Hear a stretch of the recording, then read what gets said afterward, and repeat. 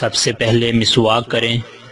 رسول اللہ صلی اللہ علیہ وآلہ وسلم نے فرمایا، اگر میں اپنی امت کے لیے مشکل نہ جانتا تو ہر نماز سے پہلے مسواک کرنے کا حکم دیتا۔ بسم اللہ۔ اس کے بعد صرف بسم اللہ پڑھنی ہے۔ یہ یاد رہے کہ وضو کی ابتدا کے وقت صرف بسم اللہ کہنا چاہیے، بسم اللہ، اور اس کے بعد الرحمن الرحیم کے الفاظ کا اضافہ سنت سے ثابت نہیں۔ نبی صلی اللہ علیہ وسلم نے فرمایا، جو شخص وضو کے شروع میں بسم اللہ نہیں کہتا اس کا وضو نہیں۔ اس کے بعد ایک ہاتھ سے پانی دوسرے ہاتھ کے اوپر ڈالنا ہے اور اچھی طرح اپنے ہاتھوں کو دھونا ہے اور انگلیوں کے درمیان میں خلال کرنا ہے۔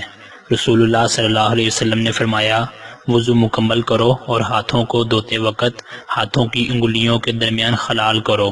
اس کے بعد حدیث میں آتا ہے کہ آپ صلی اللہ علیہ وسلم نے ایک چلو پانی لے کر آدھے چلو سے کلی کی اور آدھا ناک میں ڈالا اور ناک کو بائیں ہاتھ سے جھاڑا۔ یہ عمل 3 دفعہ کیا، یعنی ایک دفعہ ہی پانی لے کر اس کو منہ میں بھی ڈالنا ہے اور ناک میں بھی ڈالنا ہے، علیحدہ علیحدہ پانی لینے کا ذکر نہیں ہوا۔ پھر منہ کو دھونا ہے۔ اس کے بارے میں حدیث میں الفاظ ہیں کہ آپ صلی اللہ علیہ وسلم نے 3 بار منہ دھویا اور آپ صلی اللہ علیہ وسلم داڑھی کا خلال کرتے تھے۔ یہاں پہ یہ یاد رہے کہ داڑھی کا خلال کرنا ہے۔ اکثر لوگوں کو دیکھا جاتا ہے کہ وہ داڑھی کو اچھی طرح دھوتے ہیں، اس کا ثبوت کہیں حدیث میں نہیں ملتا۔ داڑھی کا خلال کرنے کا ہی حکم آتا ہے۔ اس کے بعد پہلے دایاں بازو کوہنی تک اچھے طریقے سے دھونا ہے اور پھر بایاں بازو کوہنی تک دھونا ہے، اور بازو دھوتے وقت یہ خیال رکھیں کہ کوئی جگہ خشک نہ رہ جائے۔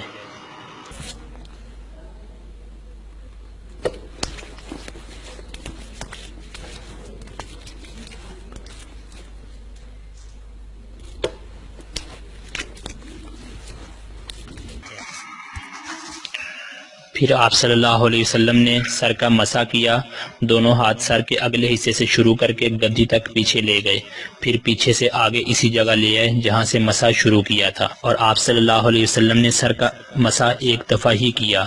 یہ بخاری اور مسلم کی روایت ہے۔ اس کے بعد آپ صلی اللہ علیہ وسلم نے کانوں کا مسح کیا، شہادت کی انگلیاں دونوں کانوں کے سوراخوں میں ڈال کر کانوں کی پشت پر انگوٹھوں کے ساتھ مسح کیا۔ یاد رہے کہ گردن کے مسح کا کسی صحیح حدیث سے ثبوت نہیں ملتا، اس لیے گردن کا مسح بالکل جائز نہیں۔ اس کے بعد آپ صلی اللہ علیہ وآلہ وسلم نے دایاں پاؤں ٹخنوں تک 3 بار دھویا اور بایاں پاؤں بھی ٹخنوں تک 3 بار دھویا۔ آپ صلی اللہ علیہ وسلم نے فرمایا کہ جب وضو کرو تو ہاتھوں اور پاؤں کی انگلیوں کا خلال کرو۔ وضو کے اعضاء کو زیادہ سے زیادہ 3 دفعہ ہی دھونا چاہیے۔ ایک اعرابی نے رسول اللہ صلی اللہ علیہ وسلم کی خدمت میں حاضر ہو کر وضو کی کیفیت دریافت کی تو آپ صلی اللہ علیہ وسلم نے اسے اعضاء کا 3 بار دھونا سکھایا اور فرمایا، اس طرح کامل وضو ہے۔ پھر جو شخص اس پر زیادہ کرے یا پس تحقیق اس نے برا کیا اور زیادتی کی اور ظلم کیا۔ اس کے بعد یہ دعائیں پڑھنی ہیں۔ اشہد ان لا الہ الا اللہ وحدہ لا شریک لہ واشہد ان محمدا عبدہ ورسولہ اللہم اجعلنی من التوابین واجعلنی من المتطہرین سبحانک اللہم وبحمدک اشہد ان لا الہ الا انت استغفرک واتوب الیک۔ یاد رہے کہ وضو کے بعد دعائیں پڑھتے وقت آسمان کی طرف دیکھنا یا آسمان کی طرف انگلی کرنا کسی صحیح حدیث سے ثبوت نہیں ملتا۔ وضو کے دوران پانی کا ضائع کرنا بہت سخت گناہ ہے۔